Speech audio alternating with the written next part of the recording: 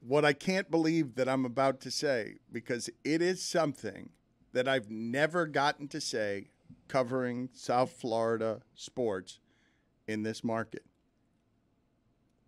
What do you mean we get to have the hot goalie? Right? Right? I mean, we had it with Beezer in 96, but the fact is, like, our analysis about the Florida Panthers has been right throughout the years. They're not going to go anywhere without a hot goalie. And none of us had faith that Bob could be that hot goalie because of Bob's last 3 seasons in a Florida Panthers sweater. He hasn't been the Vezina trophy winning goalie that he was in Columbus. Just hasn't.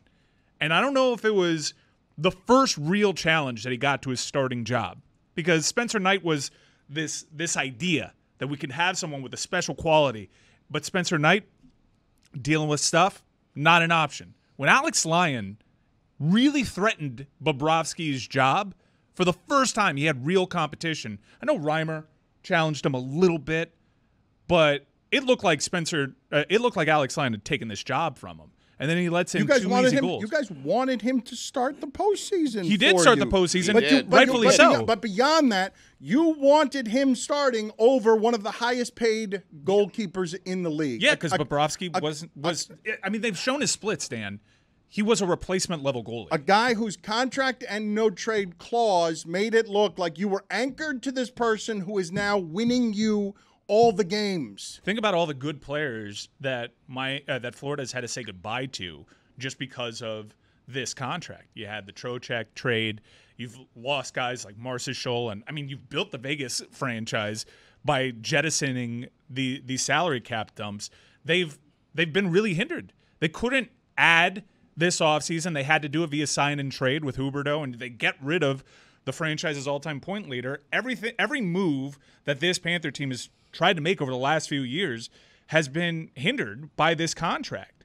And now he is playing lights out. He's playing by far the best hockey of any goalie in the postseason right now. And it's improbable. Like, capitulate. I mean, we didn't think that he was possible. We didn't think it was possible, him doing this, because he hasn't flashed this his entire time down here. It's a really cool story. Dan, I will tell you, I went to the game last night. My wife and I and my daughter, we hopped in the bandwagon. We drove down to the game. We got there in like 18 minutes. It was fantastic. There is no player that is celebrated more in that arena than Bob. Nobody. And it was a great experience. I got to tell you.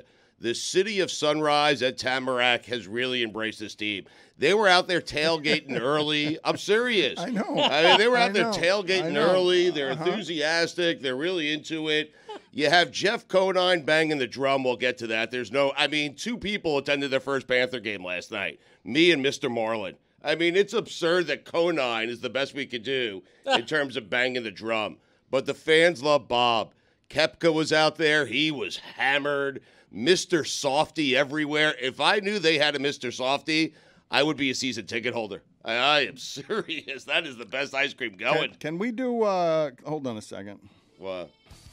Time to throw away all journalistic credibility and get reckless. Here is something we like to call reckless speculation. You're good. What's the cocktail of drugs Koepka was on? It's awfully reckless. I mean, but type that he did it under the umbrella. That makes you keep your eyes wide open while you clap. Yeah.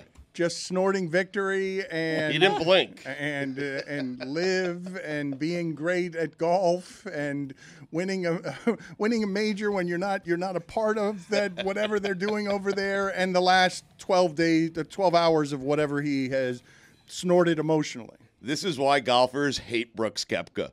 Because he is out partying. He's partying like a rock star. He goes to Panther games, and then he shows up at majors, and he kicks your ass. Yeah. Yes. It's barely a major, too. That's the 4th major. Yeah. Yeah. What do you mean barely? It's a major, though. Yeah, the PGA champion. The other 3 majors, make fun of that. It is. I agree. It's the one they least want to win. It's true. Right. It also is the one that you're like, what? The PGA Championship? It sounds like a generic version of like a brand drug. Right. You're like, oh, the U.S. Open or like, whatever else. But it was I can't think of but it was one that you really was fell won apart by there, someone.